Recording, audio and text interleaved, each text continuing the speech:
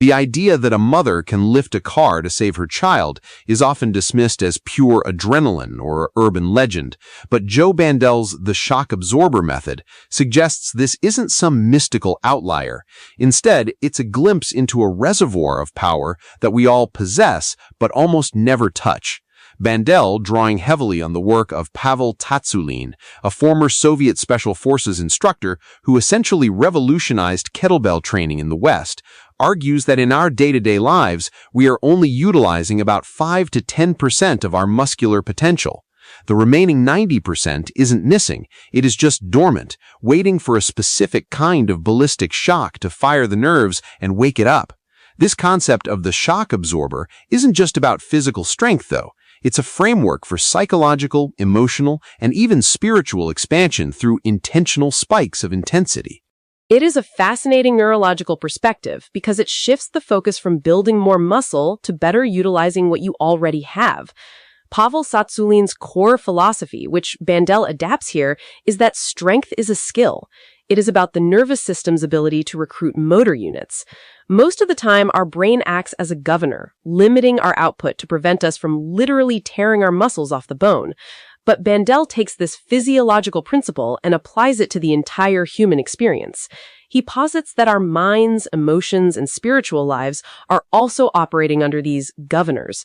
We recycle the same thoughts and settle for surface-level emotions because we lack the intentional shock required to bypass those internal limiters. He uses the metaphor of the oak tree, which is central to his OAK Matrix series. An oak doesn't grow in a vacuum. It grows stronger because it has to withstand the fierce winds of a storm. It bends, it absorbs that ballistic energy, and that very stress signals the tree to deepen its roots and thicken its trunk. But the crucial part of the shock absorber method is that the shock must be met with absorption. He describes duality not as a conflict, but as a loving embrace. If you have the shock, the expansive masculine force, without the recovery, the nurturing feminine force, you don't get growth, you get breakage and burnout. That balance is where most people fail in modern hustle culture. We try to live in a state of constant medium-level grind, which is neither a true shock nor true rest. Bandel is advocating for something much more rhythmic. Think of it as planned, intense living. You aren't supposed to be on all the time. Instead, you create short, sharp bursts of high intensity followed by deep, conscious recovery. This triggers what he calls the astral release. When the physical or mental body is pushed past its normal capacity, the excess energy overflows into what he identifies as the astral body, which enhances a person's aura and charisma. It's like the second wind runners talk about, but applied to every facet of life. The framework he uses to organize these shocks is the chakra system, which provides a really structured way to look at intense living. For the etheric or root chakra, he isn't just talking about a casual walk. He's talking about things like running or dancing specifically until that second wind hits. That moment where the initial struggle gives way to a surge of energy is the shock being absorbed and then released as vitality. It's the difference between exercising for health and exercising to fundamentally change your energetic baseline. And he moves that same intensity up through the other centers. For the sacral chakra, he focuses on sensuality and creative play, using controlled intensity to build passion's magnetism. But notice how he handles the solar plexus, the lower emotional center. He suggests taking things like anger or fear, which we usually try to suppress, and intentionally channeling them into high-intensity actions like boxing or journalism rants. The goal isn't just to vent, but to use that raw emotional energy as a shock that builds resolve and bold charisma. It's about transforming a crisis into a planned spike. I find the mental shocks particularly interesting.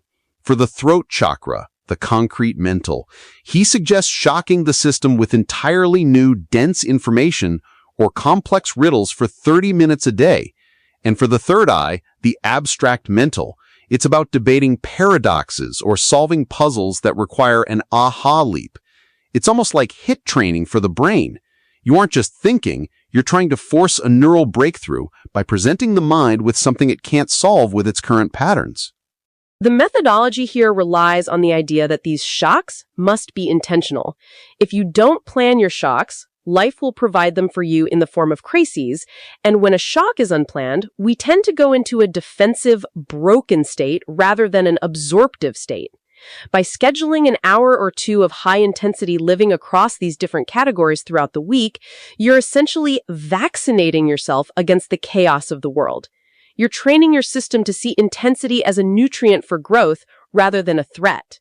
Let's talk about the astral body aspect more deeply, because that sounds a bit out there for people coming from a purely mechanical or Tsatsouline style background. Bandel claims that these shocks cause an energy overflow that can be monitored in our dreams. He suggests that if you are successfully shocking and absorbing, your dreams will become more vivid and reflect this new strength, like dreams of flying when your upper emotional energy is expanding. Is there a psychological basis for this, even if we don't use the term astral? Certainly. From a Jungian perspective, when we engage in intense archetypal work, which Bandel suggests for the crown chakra, we're tapping into the collective unconscious. When we push our limits, we're engaging in individuation. The vivid dreams could be seen as the subconscious processing the breakdown of old limitations. Physiologically, intense physical and mental exertion significantly impacts REM sleep and neuroplasticity. Whether you call it astral overflow or cortical remapping, the result is the same, a more robust, charismatic, and resilient presence in the world. However, we have to address the risk here. Bandel is very clear that overdoing the shock leads to fatigue, and underdoing it leads to stagnation. This sounds a lot like the principle of hormesis in biology, the idea that a small amount of a stressor is beneficial, but a large amount is toxic. How does a person actually find that sweet spot without crossing the line into chronic stress or injury, especially when the goal is 100% nerve firing? The shock absorber method emphasizes the absorber part as much as the shock. You have to be an active participant in your recovery. Bandel suggests a second wind ritual before the activity. You affirm your intent to shock and grow, but post-burst, you must rest gratefully and journal. This isn't just about chilling out, it's about conscious integration. You're monitoring your energy levels through things like an energy planner and tracking which chakras feel weak. If you're exhausted, you haven't absorbed the shock. You've just been hit by it.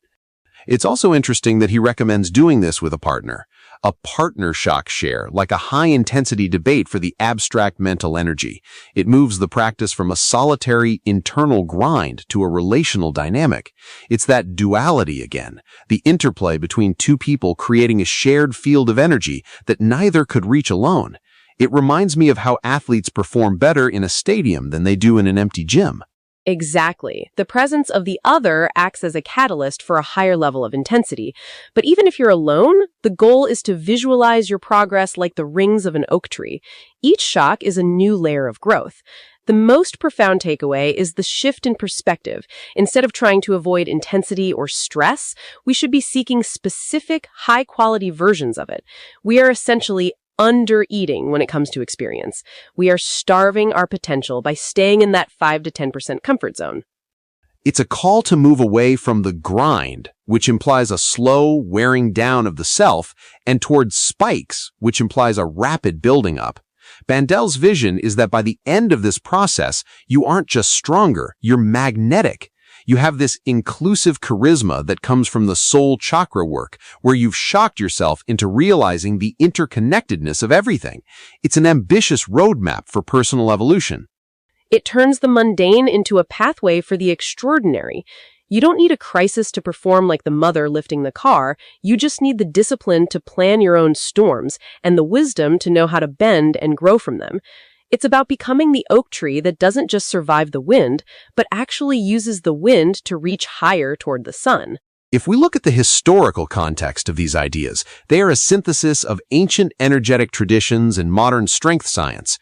Tsatsouline's hard-style kettlebell training is all about maximum tension and explosive movements. Bandel is effectively saying that we can apply that hard-style philosophy to our entire existence. Why be medium about your emotions or your thoughts? Why not engage with the world with that same ballistic impact? And the beauty is that it only requires 30 minutes to 2 hours of your day. It's not about changing your entire life overnight. It's about inserting these planned spikes into your existing routine. It makes the idea of full potential feel achievable rather than like some distant, unattainable goal. You don't have to be a monk on a mountain or an elite athlete. You just have to be willing to be intense for a few minutes every day. It's a provocative challenge. We spend so much energy trying to keep things stable and safe, but Bandel suggests that true safety and resilience actually come from the ability to handle and generate intense energy. By refusing to fire those dormant nerves, we aren't protecting ourselves. We're just letting our best parts atrophy. The shock absorber method is essentially a reminder that we are built for the storm. It's about reclaiming that 90% of our power. When you start seeing your life through the lens of shock and absorption, everything changes. A difficult conversation isn't a problem. It's an emotional shock to be absorbed for growth. A complex book isn't a chore. It's a mental shock to fire new neural pathways. It turns life into an exciting, high-stakes game of expansion. The shift from being a passive recipient of life's shocks to an active creator of them is the ultimate power move. Bandel's The Shock Absorber method provides a very clear, actionable bridge between high-level esoteric concepts and the practical reality of our physical bodies. It's an invitation to stop living at 5% and start exploring the vast, untapped territory of the other 95%. If you found this perspective on human potential as compelling as we did, consider sharing this episode with someone who is ready to wake up their own dormant nerves.